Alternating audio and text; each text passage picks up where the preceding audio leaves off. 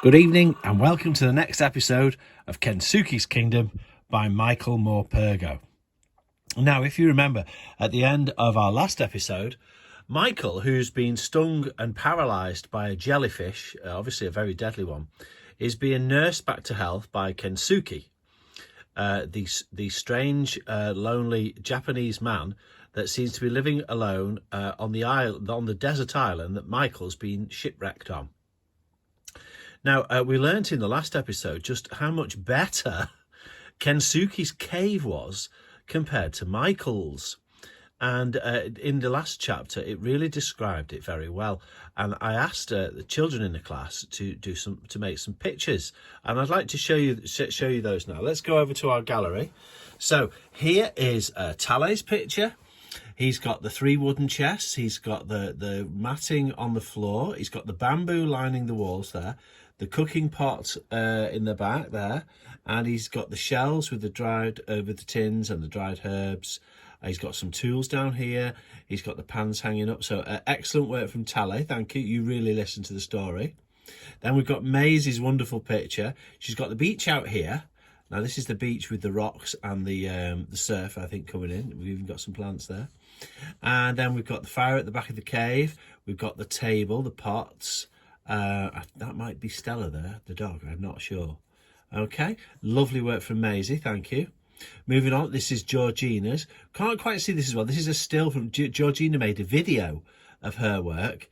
Okay, and you can see lots of patterns on the wall. So thank you very much, Georgie. And there we've got Zara's. Okay, again, she's got the bamboo on the walls, the shelves, the dried herbs there. I wondered what this was, and I realised it's a chicken roasting over a fire, I think. Oh no, it's a fish. It's a fish. Yes, Rebel. It's a fish roast. It's a fish roasting over the fire there at the back. That's what it is. Then 3 wooden chests and the table with all the paintbrushes. Lovely. This is this is Dylan's, and he's got all the features: the low table, the chests, the fire. Excellent stuff. And this is Caden's. Again, we've got the fire and the shelves and the bamboo lining the walls. Brilliant stuff, everybody. Okay, it showed me that you'd really listened to that chapter. So, Michael's recovering. He's still paralysed, though. So let's find out what him and Kensuke get up to. As I got better, Kensuke would go off and leave me on my own more and more, but thankfully never for too long. He'd return later, very often singing with fish, perhaps fruit, coconuts or herbs, which he'd bring over to show me proudly. The orangutans would sometimes come with him, but only as far as the cave mouth. They'd peer in at me and at Stella, who always kept her distance from them. Only the young ones ever tried to venture in, and then Kensuke only had to clap at them and they'd soon go scooting off. During those early days in the cave house, I so much wished we could talk. There were 1,000 mysteries, 1,000 things I wanted to know, but it still hurt me to talk. And besides, I felt he was quite happy with our silence, that he preferred it somehow. He seemed a very private person and content to be that way. Then, one day, after hours of kneeling hunched over one of his paintings, he came over and gave it to me. It was a picture of a tree in blossom. His smile said everything. "For you, Japan tree," he said. "I, Japanese person." After that, Kensuke showed me all the paintings he did, even the ones he later washed off. Let's have a look at what he meant. I think when he talks about Japanese tree, he'll mean a cherry blossom tree. Japan is very famous, children, for the cherry blossom trees.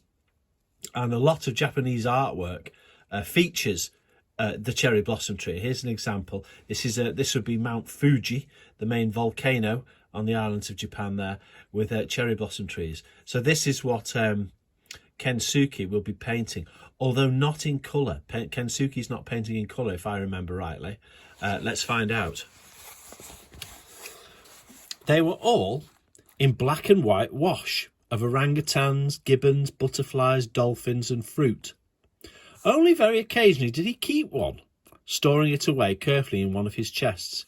He did keep several of the tree paintings, I noticed, always of a tree in blossom, a Japan tree, as he called it, and I could see he took particular joy in showing me these.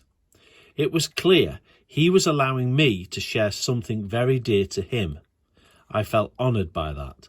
So yeah, Kensuke's obviously proud of where he comes from Japan, and he's sort of got some strong memories of it because he, from what we know, although there are 1,000 mysteries from what Michael says, Kensuke must have been on this island a long, long time, and he must miss home. In the dying light of each day, he would sit beside me and watch over me, the last of the evening sun on his face. I felt he was healing me with his eyes. At night, I thought often of my mother and my father. I so much wanted to see them again, to let them know I was still alive, but strangely, I no longer miss them. Maybe it's because he's got like Kensuke is almost like a father figure to him. In time, I found my voice again. Goodness me, so even he couldn't talk, his paralysis even got his voice. The paralysis gradually lost its grip on me and my strength flowed back. Now I could go out with Kensuke whenever he invited me, and he often did. To begin with, I would squat on the beach with Stella and watch him spearfishing in the shallows. So still he stood, and his strike was lightning fast. Then one day he made me my own spear. I was to fish with him. He taught me where the bigger fish were, where the octopus hid under the rocks, how to stand still as a heron and wait, spear poised just above the water, my shadow falling behind me so that the fish were not frightened away. Very good fishy facts, this. I tell you, spearing a fish for the first time was like scoring a winning goal for the mudlarks back home. Just about the best feeling in the world, because you'd have to be pretty quick to spear a fish, children.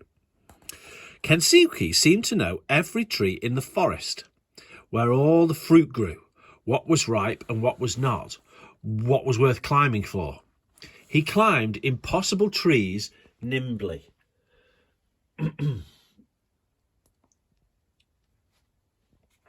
Footsure and fearless. Nothing in the forest alarmed him. Not the howling gibbons swinging above his head to drive him off their fruit. Not the bees that swarmed about him when he carried down their comb from a hollow high in a tree.